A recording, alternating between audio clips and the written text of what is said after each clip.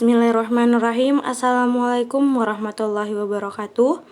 Kami dari kelompok 2 ingin mempresentasikan hasil kerja kami tentang pasar modal.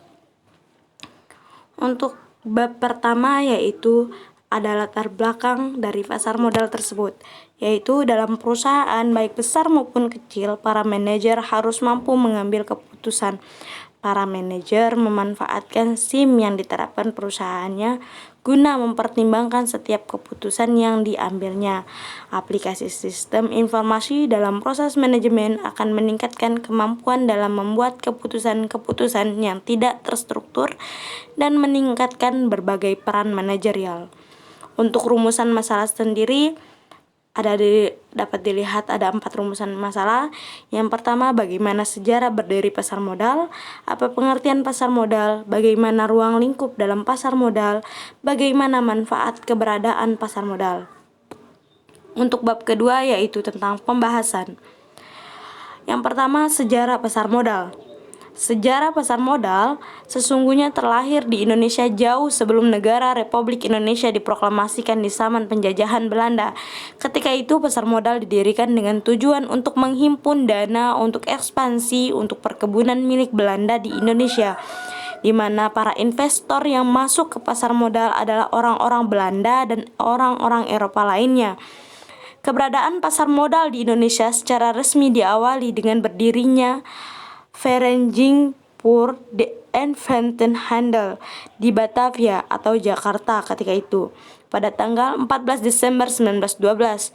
Melihat perkembangan positif beroperasinya bursa efek di Batavia, pemerintah Belanda mendorong untuk membuka bursa efek di kota lainnya, yaitu di Surabaya pada tahun 11 Januari 1925 dan Semarang 1 Agustus 1925. Awal tahun 1939 terjadi gejolak politik di Eropa mempengaruhi perdagangan efek di Indonesia. Untuk kelanjutan dapat dilihat sendiri dan ada beberapa era yang dibagi, yaitu ada 4 era.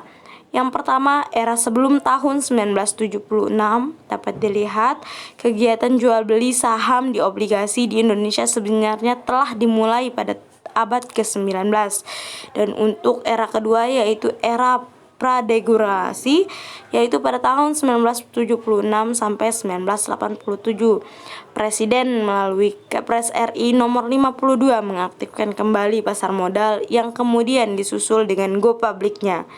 Dan untuk selanjutnya pada era deregulasi, yaitu era ketiga pada tahun 1987 sampai 1990, pemerintah kemudian mengeluarkan beberapa paket deregulasi untuk merangsang seluruh sektor dalam perekonomian termasuk aktivitas di pasar modal. Dapat dibaca sendiri untuk di era regulasi tersebut.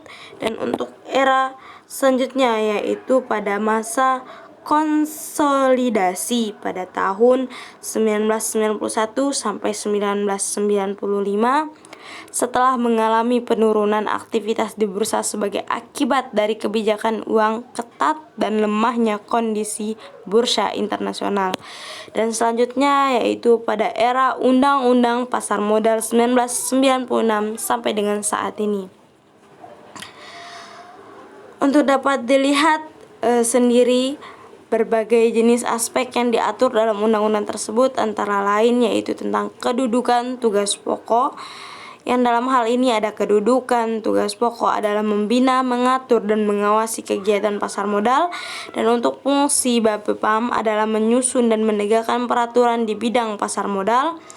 Dan untuk wewenang Bapepam adalah memberi izin usaha kepada bursa efek, mewajibkan pendaftaran, menetapkan persyaratan dan tata cara penyataan pendaftaran, mengadakan pemeriksaan, mewajibkan setiap pihak melakukan pemeriksaan, menunjukkan pihak lain, mengumumkan hasil pemeriksaan, pembekuan atau membatalkan pencatatan suatu efek pada bursa efek, menghentikan perdagangan bursa efek, memeriksa keberadaan atau keberatan yang diajukan oleh pihak yang dikenakan sanksi, menetapkan biaya perizinan, dan yang terakhir melakukan tindakan. Sementara untuk yang lainnya dapat dilihat sendiri. Untuk pengertian pasar modal sendiri, yaitu pasar dalam arti sempit merupakan tempat para penjual dan pembeli bertemu melakukan transaksi.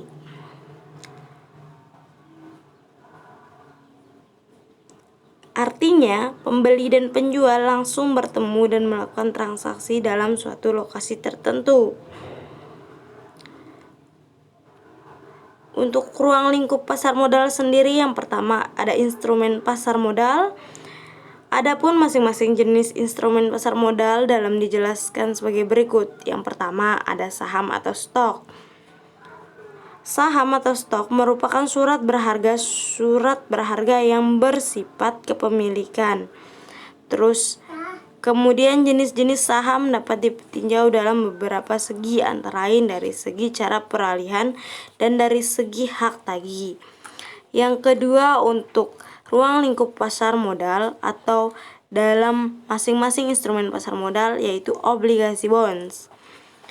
Jenis-jenis obligasi seperti halnya saham dapat dilihat dari berbagai segi berikut, yaitu ditinjau dari segi peralihan, ditinjau dari segi jaminan yang diberikan atau hak klaim, ditinjau dari segi cara penetapan dan pembayaran bunga dan pokok, ditinjau dari segi penerbit, ditinjau dari segi jatuh tempo.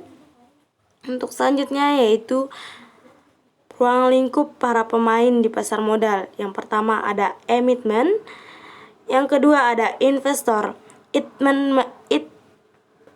Emitmen melakukan emisi dalam memilih dua macam instrumen pasar modal, apakah bersifat kepemilikan atau utang.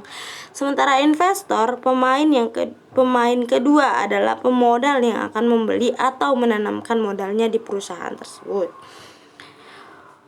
Untuk selanjutnya, ruang lingkup pasar modal ada lembaga yang terlibat di pasar modal. Lembaga-lembaga yang berkecimpung di pasar modal terdiri dari berbagai perusahaan. Dan untuk selanjutnya ada prosedur emisi. Bagi perusahaan yang akan melakukan emisi baik saham maupun obligasi di pasar modal haruslah memiliki persyaratan dan prosedur yang berlaku yang telah ditetapkan pasar modal sendiri. Untuk manfaat keberadaan pasar modal, diantaranya menyediakan sumber biaya jangka panjang bagi dunia usaha sekaligus memungkinkan alokasi sumber dana secara optimal. Yang kedua, memberikan wahana investasi bagi investor sekaligus memungkinkan upaya diversifikasi. Dan untuk selanjutnya dapat dibaca sendiri. Untuk kesimpulan mengenai sejarah sistem informasi mencakup peminjaman kembali pada bagaimana piranti keras telah mengalami revolusi dan bagaimana penerapannya dari waktu ke waktu. Dapat dibaca, dan apabila ada salah dalam video ini mohon kiranya dimaafkan. Kami dari kelompok 2 mohon maaf yang sebesar-besarnya. Wabillahi taufiq wa hidayah. Wassalamualaikum warahmatullahi wabarakatuh.